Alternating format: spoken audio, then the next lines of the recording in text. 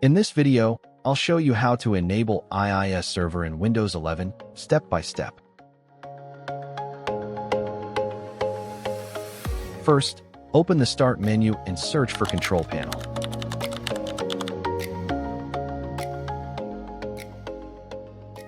Now, click on Programs.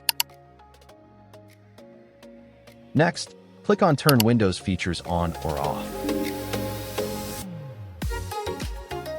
Find Internet Information Services. Expand Internet Information Services and make sure these options are checked. Once everything is selected, click OK. Windows will now install IIS. This may take a few seconds.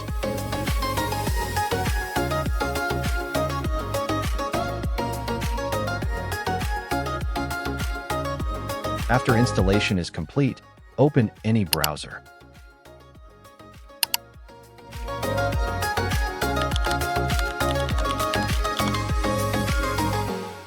Type localhost in the address bar and press Enter.